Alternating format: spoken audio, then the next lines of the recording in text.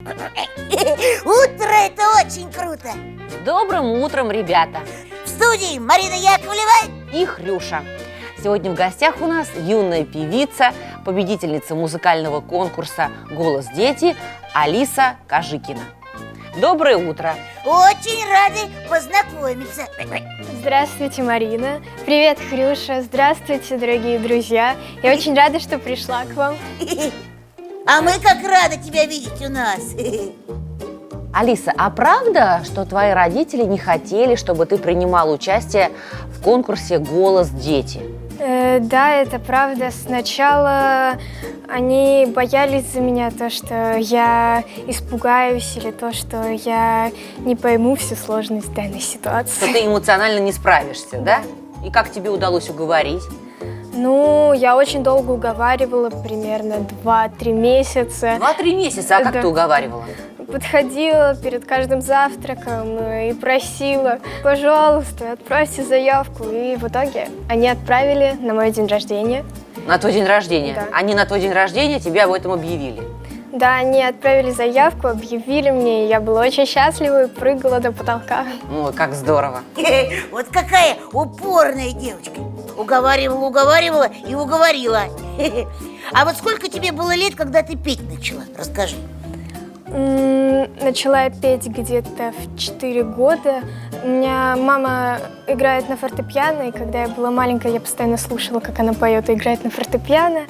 Потом я сама начала петь вместе с ней. Мне это интересно, и я хочу совершенствоваться в этом и добиваться новых высот. О, какая ты молодец. Нам уже очень хочется послушать что-нибудь в твоем исполнении. Да, я исполню песню «В стране чудес» для вас. Ну, добро пожаловать на сцену. Спасибо.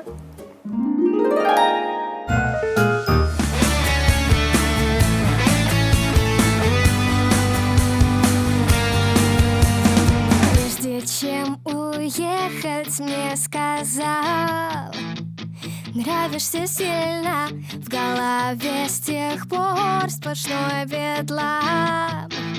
Так невыносимо, что последующего лета под гитару и без света песни о любви, звезды на двоих.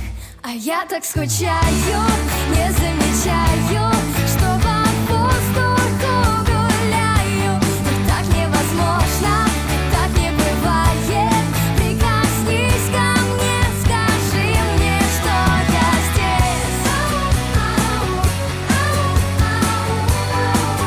Потерялась в стране чудес. Потерялась в стране чудес. Тает на ладонях мокрый снег, а в голове ветер, где-то самый лучший человек на этой планете пишет в личку каждый вечер и зовет с собой навстречу те песни о любви, звезды на двоих. А я так скучаю, не замечаю, что по воздуху гуляю. Но так невозможно, так не бывает. Прикоснись ко мне, скажи мне, что я здесь. Потерялась в стране чудес.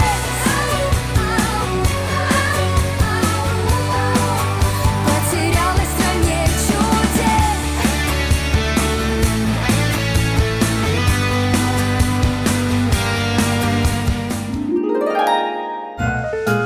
Браво! Браво!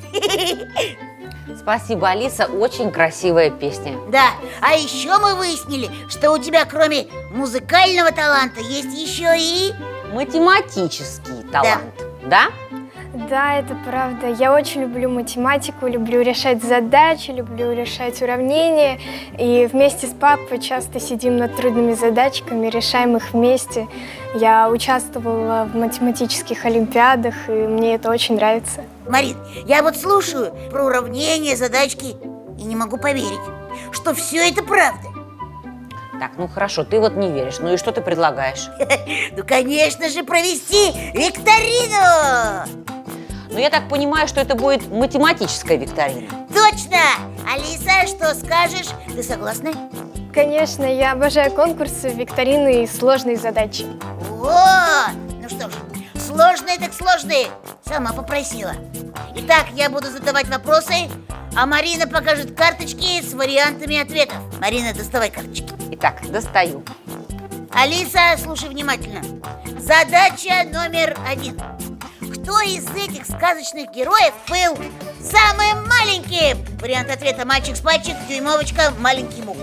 Ну, дюймовочка, она была всего 1 дюйм, а это 2,5 сантиметра. А мальчик с пальчик был примерно в 2 раза больше. Так, а какого же роста маленький мук?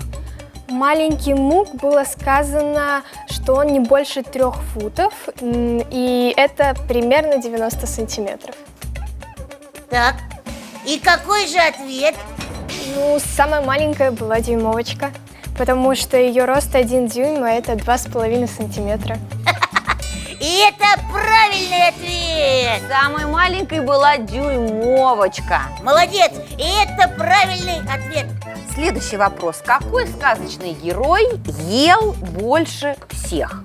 Вот 3 варианта ответа. Карлсон, Винни-Пух или Буратино?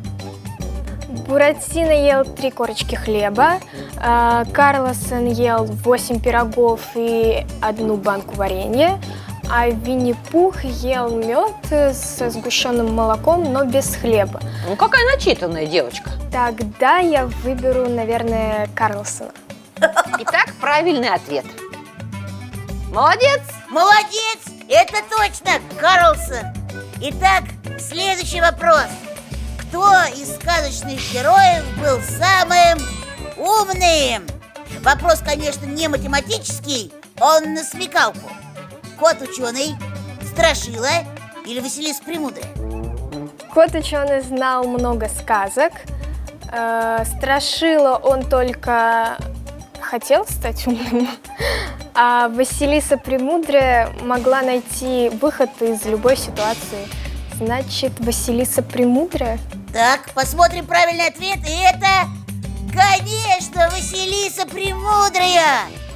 Молодец, просто молодец. Спасибо большое, что пришла к нам в гости, за то, что спела нам такую прекрасную песню. Приходи к нам в гости еще, пожалуйста, хорошо? Спасибо, хорошо. Да, будем ждать тебя. А еще не забудь подписаться на мой инстаграм. Хрюша, _ класс. Там море классных фото и видео. Подпишешься?